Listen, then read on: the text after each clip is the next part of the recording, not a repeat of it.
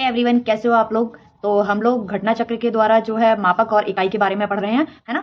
तो स्टार्ट करते हैं अपना टॉपिक। सही सुमेलित है स्टेथोस्कोप।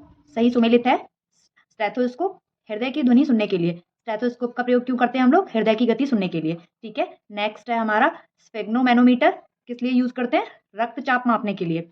रक्तचाप मापने के लिए। नेक्स्ट है कैरेटोमीटर। कैरेटोमीटर का यूज क्यों किया जाता है? सोने की शुद्धता पता करने के लिए, जिसे हम लोग कैरेट भी बोलते हैं, है ना। सोने की शुद्धता पता करने के लिए किसका यूज किया जाता है? कैरेटोमीटर का। लक्सीमीटर। लक्समीटर प्रकाश की तीव्रता मापने के लिए। लक्समीटर का प्रयोग क्यों करते हैं हम लोग? प्रकाश की तीव्रता मापने के लिए।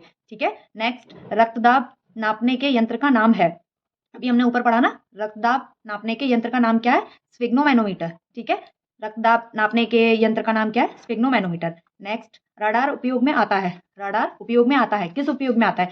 रेडियो तरंगों द्वारा वस्तुओं की स्थिति ज्ञात करने के लिए। रेडियो तरंगों के द्वारा वस्तुओं की स्थिति ज्ञात करने के लिए। नेक्स्ट, हिम नदी की चाल, जनसंख्या वृद्धि, भूकंप की तीव्रता तथा पृथ्वी के अंदर का तापमान में से रिक्टर पैमाने पर मापी जाती है। मतलब यह है कि हिम नदी की ताल, जनसंख्या वृद्धि और भूकंप की तीव्रता और पृथ्वी के अंदर का जो टेम्परेचर होता है वो रिक्टर पैमाने पर मापी जाती है। क्या मापी जाती है? भूकंप की तीव्रता। भूकंप की तीव्रता का को हम किस में मापते हैं? रिक्टर पैमाने पे मापते हैं। ठीक है, नेक्स्ट, रिक्टर पैमाना मापने के लिए प्रयोग किया जाता है। रिक्टर पैमाने का यूज हम क्यों करते हैं? भूकंपीय लहरों का आयाम मापने के लिए। भूकंपीय लहरों का आयाम मापने के लिए। नेक्स्ट है सुमेलित है क्या? सेल्सियस। सेल्सियस किसका मात्रक है? टेम्परेचर का।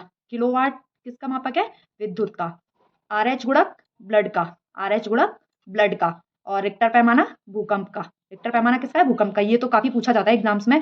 भूकंप की जो तीव्रता है वो किसमें मापी जाती है? तो रिक्टर पैमाने पे मापी जाती है। ठीक है, भूकंप मापी यंत्र है सिस्मोग्राफ। भूकंप मापी यंत्र कौन सा है? सिस्मोग्राफ। सिस्मोग्राफ रिकॉर्ड करता है किस चीज को? रिकॉर्ड करता है सिस्मोग्राफ। तो सिस्मोग्राफ किसे रिकॉर्ड करता है? भूचाल को।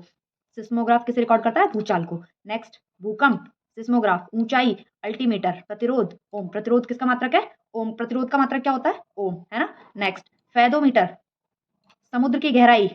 फेदोमीटर में हम किसे नापते हैं? समुद्र की गहराई को नापते हैं, है ना। बैरोमीटर। बैरोमीटर में क्या मापा जाता है? वायुमंडलीय दाब को। क्या? वायुमंडलीय दाब को, है ना। अल्टीमीटर। अल्टीमीटर में क्या मापा जाता है? ऊंचाई को, है ना। ऊंचाई किससे मापी जाती है? अल्टीमीटर से। नेक्स्ट, फेदोमीटर का उपयोग किया जाता है समुद्र की गहराई नापने में। फेदोमीटर का उपयोग किया जाता है समुद्र की गहराई नापने में। नेक्स्ट, सिस्मोग्राफ फिर से आ गया। सिस्मोग्राफ किसका है? भूकंप का। बैरोग्राफ वायुमंडलीय दाब का। बैरोग्राफ वायुमंडलीय दाब।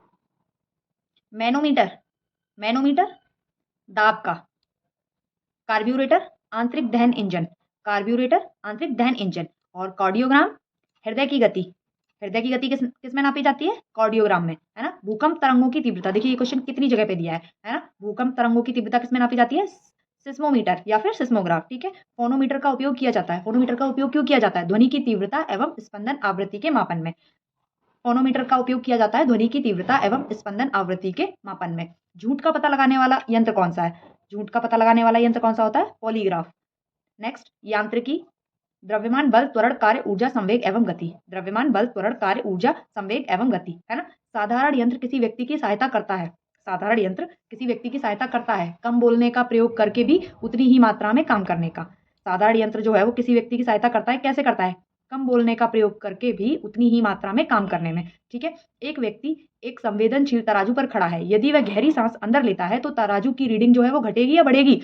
एक व्यक्ति संवेदनशील तराजू पर खड़ा हुआ है और यदि वह एक गहरी सांस ले रहा है तो तराजू की जो रीडिंग है वो घटेगी या बढ़ेगी? तो तराजू की जो रीडिंग है वो क्या होगा? तराजू की रीडिंग जो है वो घटेगी। वॉशिंग मशीन का कार्य सिद्धांत है। वॉशिंग मशीन का जो कार्य सिद्धांत है वो क्या है? अपकेंद्रण, है ना। वॉशिंग मशीन किस पे काम करती है? अपकेंद्रण बल पे, है ना।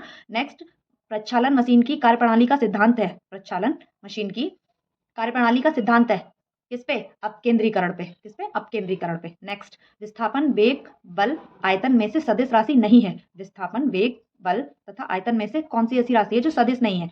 तो जो आयतन है वो सदिश राशि नहीं है ना। सदिश और अदिश का डिफरेंस तो आप लोगों को पता ही है। क्या डिफरेंस होता है इन दोनों में? एक में केवल दिशा की आवश्यकता होती है और एक में दिशा के साथ साथ परिमाण की भी आवश्यकता होती है। ठीक है, नेक्स्ट, समय चाल विस्थापन तथा दूरी में से सदिश राशि है। समय चाल विस्थापन तथा दूरी में से सदिश राशि है कौन सी? विस्थापन। क्यों? क्योंकि सदिश में क्या होता है? इसमें हमें परिमाण की भी आवश्यकता होती है और दिशा की भी आवश्यकता होती है ना। नेक्स्ट, संवेग दाब ऊर्जा तथा कार्य में से सदिश राशि है। संवेग दाब ऊर्जा तथा कार्य में से सदिश राशि है कौन सी? संवेग जो है वो सदिश राशि है। पदार्थ के संवेग और वेग के अनुपात में जो भौतिक राशि प्राप्त की जाती है वह है कौन सी है? द्रव्यमान। पदार्थ के संवेग और वेग के अनुपात में जो भौतिक राशि प्राप्त की जाती है वह है कौन सी राशि है? वो द्रव्यमान है। बल गुणनफल है। बल जो है वो गुणनफल है किसका? द्रव्यमान और त्वरण का। बल किसका गुणनफल होता है? द्रव्यमान और त्वरण का। यदि किसी घन के आयतन और पृष्ठ क्षेत्रफल को निरूपित करने वाली संख्याएं समान हो, यदि किसी घन के आयतन और पृष्ठ क्षेत्रफल को निरूपित करने वाली संख्याएं समान हो, तो उस घन के किनारे की लंबाई माप की इकाई में होगी। कितनी होगी?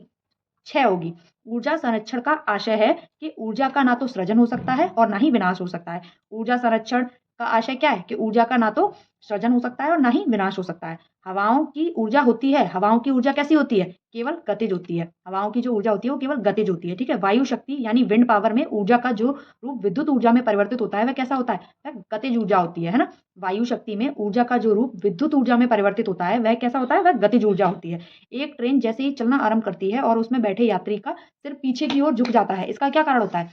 जब आप किसी ट्रेन में ट्रैवल कर रहे हो और जैसे ही वो ट्रेन चलना स्टार्ट होती है तो उसमें जो यात्री बैठे होते हैं उनका जो सर होता है वो पीछे की तरफ झुकता है, आगे की तरफ ना झुक के पीछे की तरफ झुकता है। तो वो क्यों झुकता है? स्थिरता के जड़त्व की वजह से। स्थिरता के जड़त्व की वजह से। तो आज की वीडियो में जो है वो हम इतना ही रिवीजन करेंगे, बाकी का मिलते हैं हम नेक्स्ट वीडियो में। अगर वीडियो अच्छी लगी हो तो लाइक कर दीजिएगा, चैनल को सब्सक्राइब कर दीजिएगा और वीडियो को ज़्यादा से ज़्यादा लोगों तक शेयर कर दीजिएगा। आज के लिए थैंक यू।